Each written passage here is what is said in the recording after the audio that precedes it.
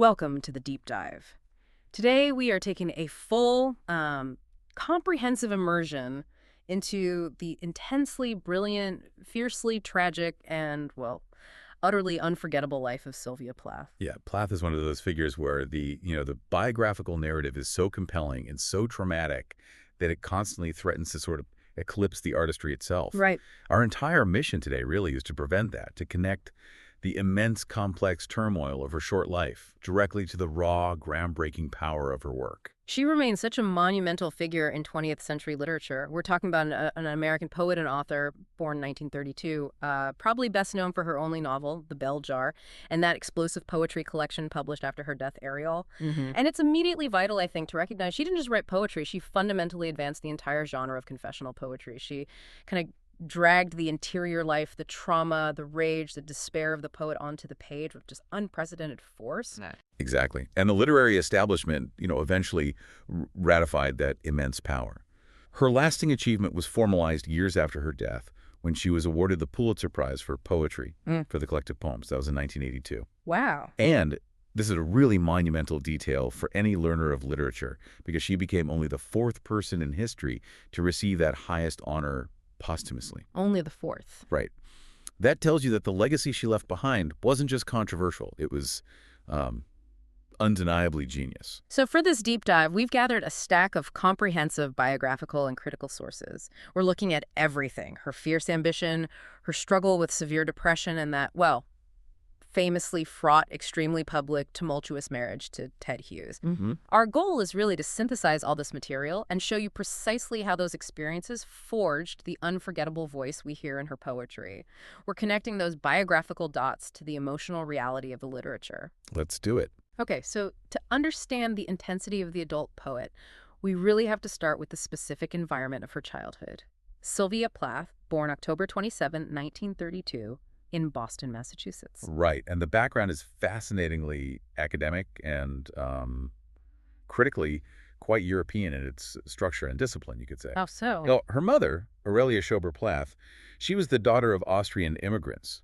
But the primary figure of intellectual authority really was her father, Otto Plath. Otto, yeah. Otto was a German immigrant, a professor of biology at Boston University, and a renowned entomologist, specialized in, of all things, bumblebees. He even published his big work on them back in 1934. Bumblebees. Yeah. Wow. Imagine growing up under the shadow of someone whose life was dedicated to, microscopic examination and rigorous classification of nature. Intense discipline, intense authority. Exactly. But this highly structured early life was, well, violently interrupted by a profound loss. A loss that really defined her emotional and poetic landscape forever.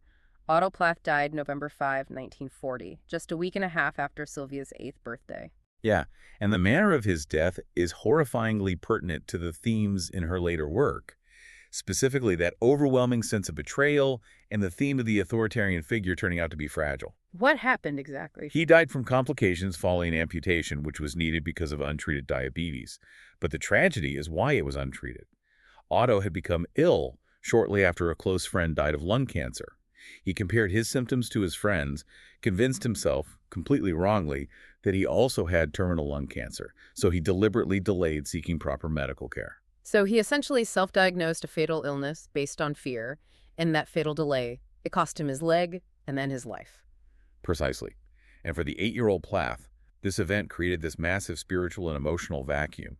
She'd been raised Unitarian, but that loss immediately resulted in a profound loss of faith and ambivalence about religion that just stuck with her. Right. It's the origin point, really, of that great lost authoritarian figure that dominates her most famous poems, like Daddy.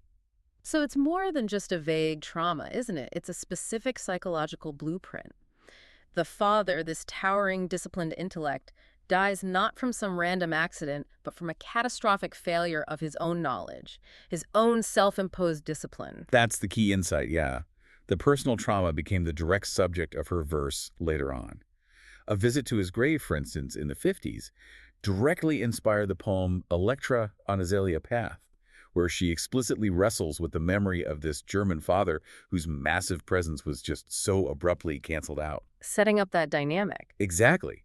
Seeking powerful male figures while simultaneously fearing their control and ultimately their disappearance. But even with that early devastation, The signs of her genius, her aggressive drive, they were already emerging, weren't they? The ambition we see later was fully present in her youth. Oh, absolutely. Yeah. Published her first poem at age 8, in the Boston Herald's children's section, no less. 8 years old. And by age 11, she started keeping a journal, an incredible habit that would later provide so much raw material and, well, controversy for her adult life. And she wasn't just writing. No, she was competitive across artistic mediums.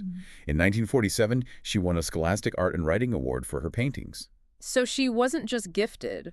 The biographical sources, they often observe that even in her youth, Plath was ambitiously driven to succeed.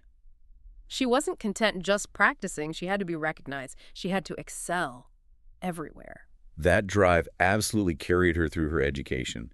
Graduated from Bradford Senior High, now Wellesley High, then entered Smith College.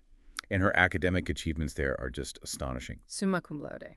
Phi Beta Kappa, estimated IQ around 160. She was a focused, intellectual powerhouse, won the Glasgow Prize for poetry while she was still at Smith. She wasn't just surviving college, she was absolutely mastering it. Okay, so that intense academic drive, it kind of ran headlong into the harsh reality of the professional world in the summer of 1953. This period, it feels like the essential crucible for her later work, especially The Bell Jar. Absolutely. She won that coveted role, guest editor at Mademoiselle magazine in New York City. For a young woman with her level of ambition, this should have been, the absolute pinnacle of success. Should have been. But the experience was profoundly disillusioning.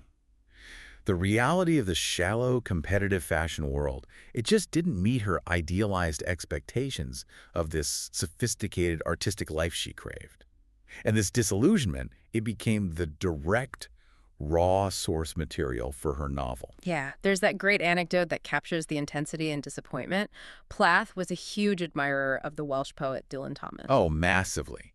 According to one friend, she loved his work more than life itself. Wow. So an editor at Mademoiselle arranged a meeting, but Plath, through some mix-up, missed it. Oh, no. She was apparently so furious and devastated by missing this chance to meet her idol, who really represented everything she wanted to be, that she spent 2 full days just loitering around the White Horse Tavern and the Chelsea Hotel, desperately trying to catch a glimpse of him. Just hanging around hoping. Yeah, only to find out he'd already left town. That crushing sense of immense, unfulfilled ambition and disappointment, that's the emotional engine she later channeled directly into Esther Greenwood in The Bell Jar. And shortly after that intense, frustrating summer came the first major documented mental health crisis. We have details from her journals, don't we? Showing self-harm attempts where she slashed her legs. To see if she had enough courage to kill herself. Yeah. Testing the limits. It preceded the main crisis. Which culminated in her first documented suicide attempt, August 24th, 1953, overdosing on her mother's sleeping pills. It was a severe attempt, required intensive intervention. She was subsequently admitted to the psychiatric care unit at McLean Hospital, spent 6 months there. The treatment included electroconvulsive therapy, ECT, and insulin shock treatment. And for you listening, it's important to understand the level of institutional care she received. It was quite advanced for the time, though often, pretty traumatic in itself. Mm-hmm. And a key supporting detail here is the role played by the author, Olive Higgins Prouty. Prouty had struggled with mental breakdowns herself. Oh, interesting. And she actually financially supported Plath's medical care and her Smith Scholarship after the attempt. This private sponsorship, it highlights the sort of social and financial scaffolding that allowed her to recover and resume her really promising career. It's a detail often lost when we just focus on the breakdown itself. That makes sense. Plath, in her private writings, described that moment of overdose as blissfully succumbing to the whirling blackness that I honestly believed was eternal oblivion. That's the core trauma she later translated so vividly into fiction. But she did make a strong recovery, didn't she? Showing that fierce drive once again. Returned to Smith, completed her thesis, The Magic Mirror, a study of the double in 2 of Dostoevsky's novels, exploring themes of duality, fractured identity, clearly intensely personal stuff for her. Totally. And that academic excellence didn't stop. She immediately secured a prestigious Fulbright scholarship. Took her across the Atlantic to Newnham College, Cambridge, in England. Studied there with the literary scholar Dorothea Crick. And this international setting, Cambridge, it was the perfect backdrop for the next highly combustible chapter of her life. Indeed. And that chapter, of course, is the meeting that literary history has obsessed over ever since. Her collision with the English poet Ted Hughes. The big one. They met February 25, 1956, at a party celebrating the launch of some literary journal. And the sources are just dramatic. Plath, ever the journalist, documented it immediately. Described Hughes as immensely powerful, physically and intellectually. A singer, storyteller, lion and world wanderer with a voice like the thunder of God. Wow. Thunder of God. Yeah. The sources even detail how he apparently ripped off her headband and kissed her so hard he drew blood, and she bit him back. Good grief. A truly immediate and intense collision of personalities, then. Absolutely. And they married just 4 months later, June 16th, 1956.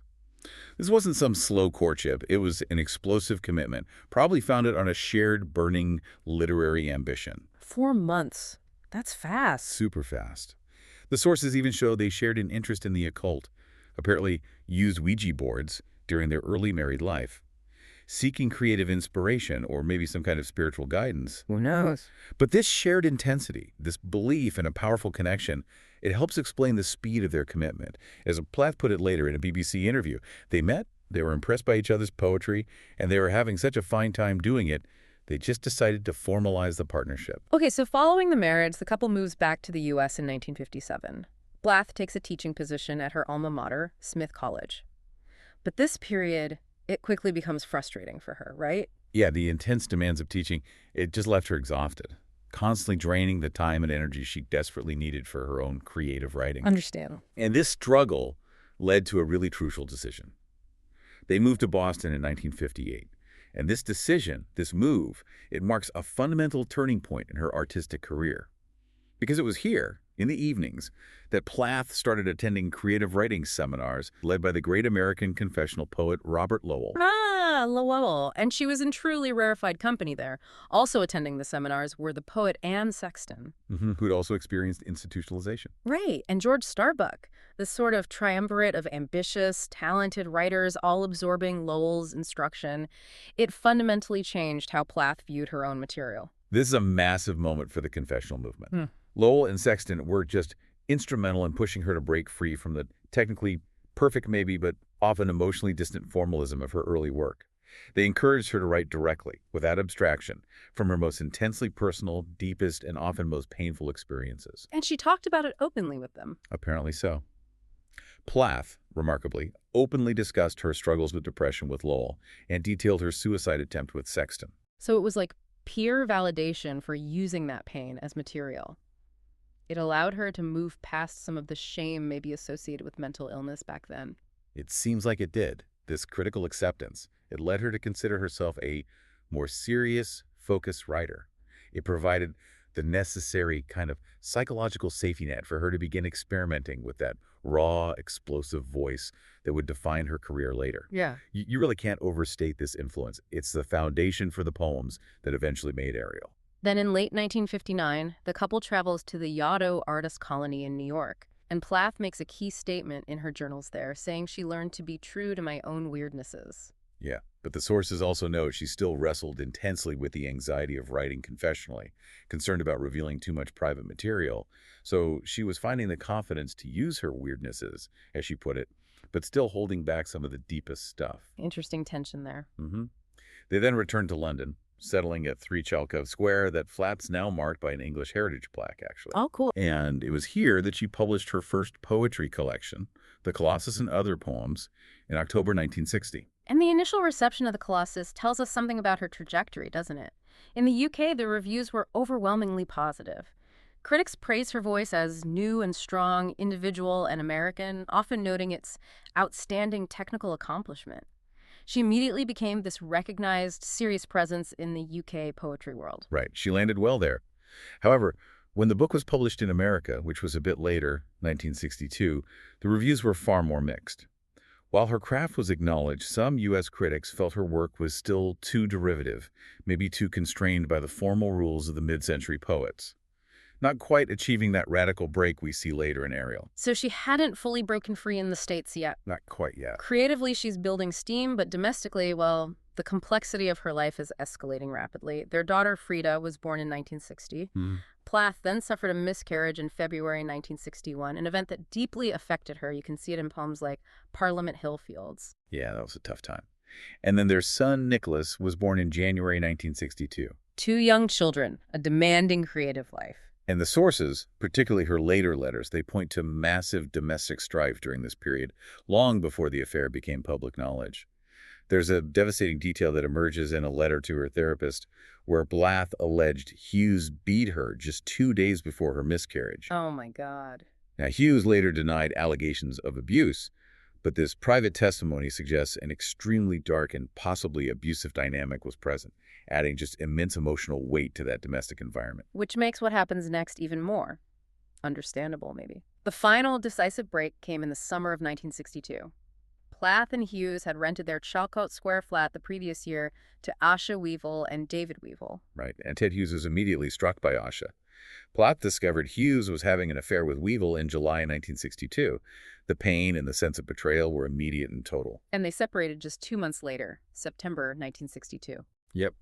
The marriage and that shared intellectual life that had really defined her stability for 6 years was utterly fractured, gone. So the separation, it led to immense despair, obviously. But counterintuitively, it didn't lead to an immediate creative collapse. Instead, it seems to have fueled this massive, astonishing, and frankly terrifying creative burst. Starting in October 1962, Plath enters this hyperproductive period. We're talking about a truly concentrated period of genius, right? In the 4 months leading up to her death, she composed most of the 40 poems that now define her reputation, including at least 26 poems intended for Ariel. Yet reports say she was writing multiple drafts of major poems daily. This period is the true birth of that iconic Plath voice, Daddy, Lady Lazarus, Ariel. They all just poured out in this intense, sustained torrent of creation. Incredible output under duress. She needed stability, though, and she moved alone with her 2 young children, Frida, who was 2, and Nicholas, just 9 months old, to 23 Fitzroy Road in London in December 1962. Plath was briefly kind of buoyed by the house because it was a property where William Butler Yeats had once lived. Oh, Yeats. Yeah, she considered it a powerful guiding omen. It even bears an English Heritage Blue plaque for him today. But the reality of that winter was just merciless. It wasn't just cold. The winter of 1962-1963 was one of the coldest on record in the UK. We really need to underscore the difficult reality she faced. Oh, absolutely. Frozen pipes, no running water sometimes, constantly sick young children, and absolutely no telephone. She was isolated, sick, devastated by the failure of her marriage, and physically struggling just to keep her kids warm and healthy. All while producing arguably the most powerful poetry of the 20th century. It's mind-boggling. It really is. And this is the critical context for her mental decline. Amidst this personal chaos and extreme weather, her only novel, The Bell Jar, was published in January 1963. Under the pseudonym Victoria Lucas. Right. Critically, she published it under that pseudonym, partly to protect the real people she'd based the characters on. Initially, it was met with critical indifference. The public wasn't really ready for its raw, autobiographical content yet. What was Plath's own view on the novel? It's quite insightful, isn't it? Yeah, she described it not as some magnum opus, but as an autobiographical apprentice work, which I had to write in order to free myself from the past. Her explicit goal was to depict the utter isolation felt during a mental breakdown, to show the world as seen through the distorting lens of a bell jar. She was trying to exercise her past traumas through fiction. Trying to free herself. But the intensity of the trauma she was dealing with, it just proved too much. Her depressive episode, which had been ongoing for maybe 6 or 7 months, it worsened dramatically during that winter. She was presenting with severe symptoms. Constant agitation, suicidal thoughts, and inability to cope with daily life. She had lost 20 pounds, about 9 kilograms, in a really short time. So people noticed. Her doctor. Yeah, her GP, Dr. John Horder, recognized the extreme risk. He prescribed her a monoamine oxidase inhibitor, an MAOI antidepressant, just a few days before her death. The sources indicate he made strenuous, desperate efforts to get her admitted to a hospital, but when that failed, he arranged for a love-in nurse to arrive first thing in the morning on February 11th. And the medication detail, that's where a long-standing controversy arises, isn't it? Ted Hughes, in a note found decades later. Right. Hughes, in a handwritten note discovered way later in 2001, claimed the antidepressants were a key factor in her suicide. He suggested she'd had an adverse reaction to a similar medication previously in the U.S., and that the new doctor prescribed the MAOI without fully understanding her medical history. So while some argue the medication wouldn't have reached therapeutic levels quickly enough to cause this, there are counterarguments suggesting adverse effects can manifest immediately. And this combination with her existing agitation could have been catastrophic. It introduces this complex, tragic layer of medical ambiguity into her final hours. We'll likely never know for sure. Regardless of the medical intervention, the tragedy culminated on the morning of February 11th, 1963. Plath died by suicide, carbon monoxide poisoning, head in the kitchen oven. She was 30 years old. Just 30. And the final, heartbreaking ambiguity of her intent that morning, it remains highly debated. The nurse was due to arrive at 9 a.m. Plath took deliberate, meticulous care to seal the rooms between herself and her sleeping children with tape, towels, cloths to protect them from the gas. Right, protecting the children. But she also left a note reading, "Call Dr. Horder with his phone number taped to a milk bottle." And this dual action, it led her friend, the writer Al Alvarez, to argue years later that her suicide wasn't fully intentional, that it was instead a cry for help which fatally misfired. Believing she timed the gas to be turned on when her downstairs neighbor and Mr. Thomas would likely see the note and intervene before it was too late. A cry for help. But the counter-argument is fiercely supported by the people who actually saw the scene, right? Her friend Gillian Becker, in her biography, Giving Up, quoted a police officer who stated Plath had thrust her head far into the oven. Yeah. And Dr. Horder himself was adamant. He stated, "No one who saw the care with which the kitchen was prepared could have interpreted her action as anything but an irrational compulsion. That level of detail, protecting the children while simultaneously ensuring her own demise, it speaks to a conflict between life and death that is just almost unbearable to contemplate." The official ruling was suicide, of course. But the legacy of Plath was only just beginning. Her immense reputation, it rests almost entirely on the poetry published after her death, particularly Ariel, which appeared in 1965. And Ariel represents that monumental shift in her career, moving her work permanently into a more personal arena of poetry. This was the radical departure from the formalism that had maybe constrained her first collection, the Colossus. Right. And this radical break was cemented by her own admission just before her death that she'd been reading Robert Lowell's 1959 collection Life Studies. Oh, Lowell again. Lowell's decision to publish poems that discussed his own mental illness and institutionalization, it seems to have given Plath the final courage she needed. The impact of Ariel was immediate and dramatic, filled with dark, intense, often violent, and thoroughly autobiographical descriptions of mental illness in poems like Tulips, Daddy, and Lady Lazarus. Okay, let's spend a moment on this concept, because Plath is really the definitive figure of confessional poetry. How did critics formally define this genre back then? Well, critic Alvarez, her close friend, he defined it perfectly, I think. He said it's a form where the barriers between the artist's work and his life are forever shifting and crumbling.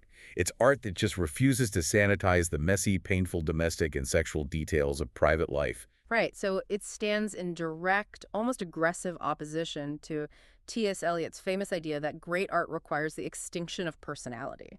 Confessional poets rejected that. They fused their entire messy inner lives with their artistic output. Totally. And Plath's work exemplified this with its explosive, intense, and often controversial imagery. We really have to address the specifics in poems like Daddy. Yeah, Daddy is intense. In that poem, she uses the metaphor of Nazi concentration camps and the Holocaust to describe her relationship with her deceased German father. Lines like, "I may well be a Jew," and the reference to the Mein Kampf look, they're shockingly potent, even today. This use of immense historical trauma to articulate profound personal pain, which is unprecedented. And in Lady Lazarus, she employs a similar shock tactic, right? Transforming her suicide attempts into this defiant resurrection performance, using imagery like the Jewish prisoner's lampshade or the gold filling from a tooth, equating her suffering with historical martyrdom. It's brutal imagery. And the intensity of this work made Plath a powerful and, well, sometimes controversial symbol. For many in the nascent feminist movement, she immediately became a symbol of blighted female genius. Right, a feminist icon for some. Yeah. Writer Honor Moore noted that Ariel effectively marked the beginning of a movement, charting female rage, ambivalence, and grief in a voice that was visceral and true. It allowed generations of women to identify with her struggles. Beyond Ariel, her published output continued to grow, didn't it? Thanks mostly to the efforts of Ted Hughes, despite all the controversies, and her mother, Aurelia. The collected poems, published in 1981, that contained work from 1956 right up until her death, and eventually won her that posthumous Pulitzer Prize. Right. And volumes like Crossing the Water and Winter Trees from 1971, they collected more previously unseen poems, solidifying her reputation. One critic praised Crossing the Water for its singularity and certainty, confirming her as this front-rank artist who had, by the end of her life, fully discovered her true power. And we can't overlook the importance of her nonfiction either. She started keeping a diary at age 11. That material is almost as important as her poetry for understanding her. Letters Home came out in 1975. Yeah, edited by her mother, Aurelia, who felt compelled to sort of counter the public perception of Plath that emerged after the bell jar became huge. Trying to offer a different perspective. Exactly. But the real gift for literary scholars came much later. The Unabridged Journals of Sylvia Plath was published in 2000. That contained significant new material that Hughes had previously withheld, believing it was too painful or too revealing. And the reaction to that? The immediate reaction was that this was a genuine literary event, offering immense, intimate context for her life and that final creative burst. It was huge. Okay, so if Plath's raw poetry is one pillar of her legacy, the intense, often bitter public scrutiny surrounding her estranged husband, Ted Hughes, is definitely the other.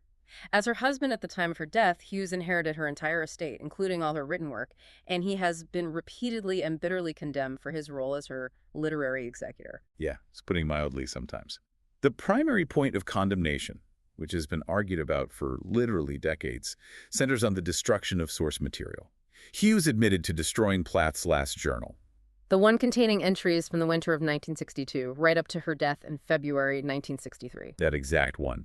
And his defense for that action, which he provided later, was that he'd do it because I did not want her children to have to read it. Adding something like, in those days I regarded forgetfulness as an essential part of survival. Right. A controversial justification, to say the least. And that decision has irrevocably shaped the narrative around her final months. But he didn't just destroy the journal. He also stated that another journal and an unfinished novel Plath was working on, titled Double Exposure, were simply lost. Lost, conveniently. Well, that's what many suspected. While he did place her considerable royalties into a trust for their two children, Frida and Nicholas, the pervasive public perception remained that Hughes was actively controlling and, frankly, sanitizing the narrative of Plath's life to protect his own reputation. And this public outrage, it often manifested physically, didn't it? Dramatically. Plath's gravestone in Heptonstall churchyard has been repeatedly vandalized over the years. Activists, often motivated by feminist rage, repeatedly chiseled off the surname Hughes, insisting the stone should only read Sylvia Plath. Just erasing his name. Yep. And the epitaph Hughes chose for her, which reads, "Even amidst fierce flames the golden lotus can be planted," attributed to either the Hindu Bhagavad Gita or maybe the Buddhist novel Journey to the West.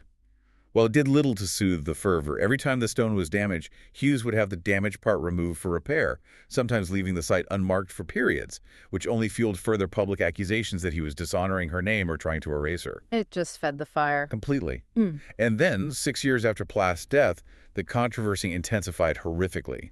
Hughes's mistress, Asha Weevil, the woman Plath discovered him having the affair with, also died by suicide, using a gas stove. In 1969. Oh, God. And tragically. Tragically, she also killed their 4-year-old daughter, Shira, at the same time. Unbelievable. This double tragedy, it really sealed Hughes's reputation in the eyes of many as this figure of immense toxicity. It cemented the Plath Fantasia, as Hughes himself later called it. Some radical feminists openly accused him of driving both women to suicide, even going so far as to accuse him of Plath's battery and murder, highlighting the extreme level of public vitriol he endured for decades. He was under enormous, sustained attack. In 1989, he finally addressed the public image he felt trapped in, publishing an article in The Guardian titled, "The Place Where Sylvia Plath Should Rest in Peace." Right. And in that piece, he directly wrestled with the public image of Plath, arguing, the fantasia about Sylvia Plath is more needed than the facts. He felt that no matter what facts he presented, the public preferred the romantic, tragic, mythic version of the story. If he tried to correct a fantasy, he was accused of trying to suppress free speech. His sustained silence on the marriage for so long only exacerbated the myth-making process. But that silence finally broke in 1998, a really pivotal moment in literary history. Just before his own death from terminal cancer, Hughes published Birthday Letters. Huge moment. This collection of 88 poems was his first explicit disclosure, written entirely from his perspective about his relationship with Plath. And it caused a sensation. All massive. Topped bestseller charts internationally. For the first time, the world received a direct, emotional, deeply complex account from the man who had been the central villain in the narrative for 3 decades. While it certainly didn't excuse his actions in many people's eyes, it added necessary context and definitely shattered this simple one-sided narrative. The tragedy, unfortunately, extended to the next generation as well. Yeah. We have to note the subsequent, just heartbreaking death by suicide of their son, Nicholas Hughes, in 2009, following a long history of depression. Yeah, the family's story became just tragically synonymous with artistic turmoil and hereditary depression. It's incredibly sad. Their daughter, Frida Hughes, she's a writer and artist herself, and she has vehemently criticized the media's relentless intrusion into their personal life when the 2003 biopic Sylvia was made. Oh, she reacted strongly. Mhm. Wrote a poem criticizing the peanut-crunching public for wanting to be titillated by her family's tragedies, condemning them for trying to fill the mouth of their Sylvia suicide doll. Wow. So the legacy is not just literary, it's an intensely painful, ongoing, open family wound. Hashtag tech outro. Yeah, it really is. So this deep dive, it's really allowed us to synthesize the material, hasn't it? Hmm. Connecting the specific biographical facts, her father's failure, the academic excellence, the specific painful influence of Lowell and Sexton, and the trauma of that final winter with the revolutionary poetic output we see in Ariel. Yeah, Plath's willingness to fuse the domestic and the surreal in her later work, turning daily despair into this kind of mythic verse. It changed poetry forever. Her legacy as a major, defining, and yes, controversial figure is completely secure. Which brings us to our final thought for you, the listener. Given Plath's absolute commitment to confessional poetry and her fierce desire to write honestly, as she put it, from her most raw and painful experience, how should we attempt to separate the genius reflected in the art from the profound turmoil of the life? Or, maybe, considering the very definition of confessionalism, is separating the two not only impossible but actually counterproductive to really understanding the work. Where does the life end and the art begin? Something to think about. It's the central tension of her genius, isn't it? The trauma is the material. Thank you for diving deep with us today. We'll see you next time.